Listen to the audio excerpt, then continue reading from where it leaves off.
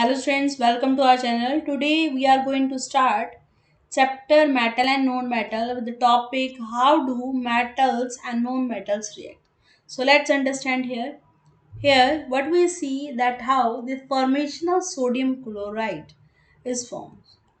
Here if we will talk about sodium, so atomic number of sodium that is 11. In this sodium we have atom, we have here nucleus. In the nucleus we say we have a protons, neutrons. With that outside we have electrons. As we divide this 11 into the electronic configuration, we get here 2, 8 and 1. In the first shell, that is K shell, we have 2, maximum 2 electron. In L shell we have 8 electron, and M shell we have here 1 electron, right? So here this first 2, then we have 8, and last we have here 1 electron. So electron configuration here 2, 8, 1. Now sodium has 1 electron in the last shell, so it will donate it. अगर 4 से नीचे होता है 1, 2, 3, तो वो क्या करता है, हमेशा इलेक्ट्रॉन को डोनेट करता है और स्टेबल हो जाता है, right?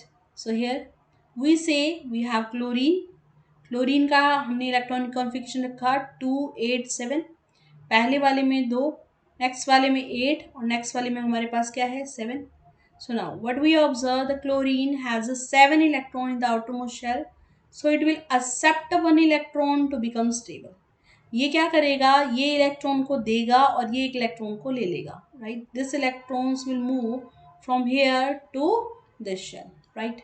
So it will accept and then it will become stable. So it will form, here you can see in electron last वाला गया और कहाँ पर आ जाएगा, यहाँ पर, right? The outermost shell of chlorine, right?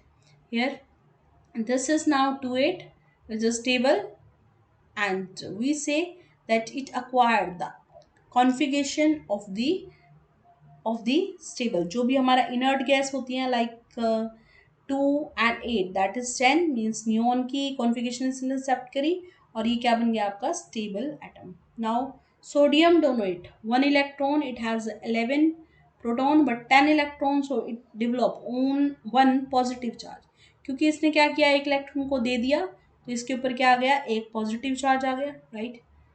And it become cation. Now it accept the electron, so it get negative charge, and then we say it have here negative charge and it become anion. So electron accept, it has 17p but 18 electron, so it develop one negative charge. अभी आप ध्यान रखो कि जब भी आपके पास क्या होता है, एक इलेक्ट्रॉन जाता है तो उसके ऊपर क्या आता है, पॉजिटिव चार्ज, और अगर एक इलेक्ट्रॉन आता है तो उसके ऊपर क्या जाता है, negative charge. What we got here, negative charge.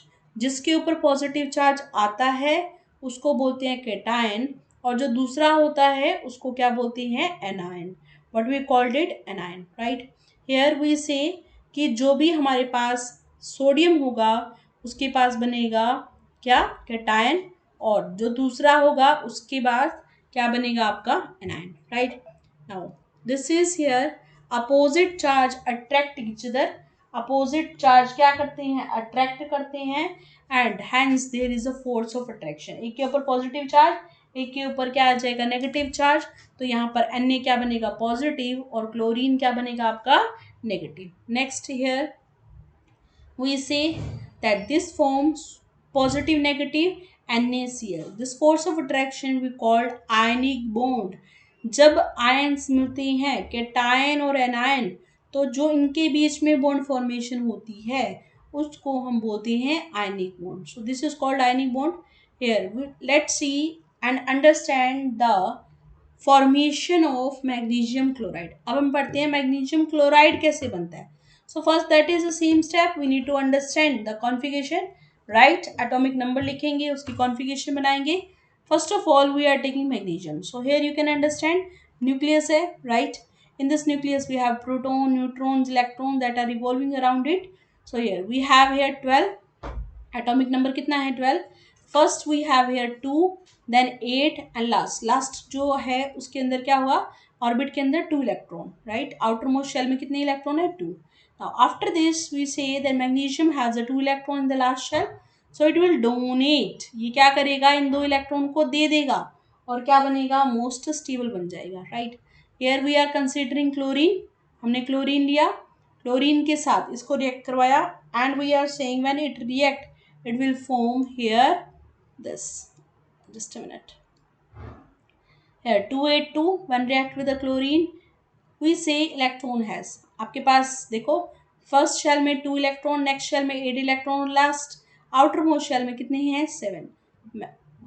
Magnesium के पास कितने हैं, 2, right. So how it will react, क्या करेगा, ये 2 इलेक्ट्रॉन कैसे जाएंगे, एक इसके पास जाएगा और एक इसके पास जाएगा, right. So it will form here chlorine, and this one electron which is here that will move to the chlorine, and this magnesium one electron will move to the another chlorine.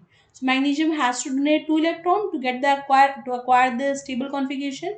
So chlorine accept only 1 electron. अब देखो 7 है ना, तो एक ही तो add हो सकता है, टोटल 8 हो जाएंगे। So here what I am saying कि magnesium required 2 atom of chlorine, तो अभी आपको आपके पास 2 एक्स्ट्रा हैं, तो इट मीन्स 2 क्लोरीन की जरूरत पड़ेगी, right. So here what I am saying कि ये जो भी रिएक्ट होगा वो कैसे करेगा, एक इलेक्ट्रॉन इस क्लोरीन के पास गया, दूसरा इसके पास गया, right. So here this outermost shell now it is not there, वो तो चला गया इलेक्ट्रॉन, ठीक है। So here we get here 2 electron इसने दिए हैं, तो इट एक्वायर्ड 2 पॉजिटिव चार्ज, कितना आ गया इसके ऊपर, 2 positive. Here we have here chlorine that is negative, chlorine के ऊपर क्या आ गया, एक नेगेटिव, तो यहाँ पर इसने एक इलेक्ट्रॉन लिया है तो इसलिए एक नेगेटिव, इसने एक इलेक्ट्रॉन एक्सेप्ट किया तो इसके ऊपर एक negative, right. So now it will form here, क्या बन जाएगा, MgCl2। You can write like this also, magnesium and chloride, chlorine, magnesium had here this +2 and chlorine have here -1. So as we cross multiply we get here MgCl2, magnesium chloride, right.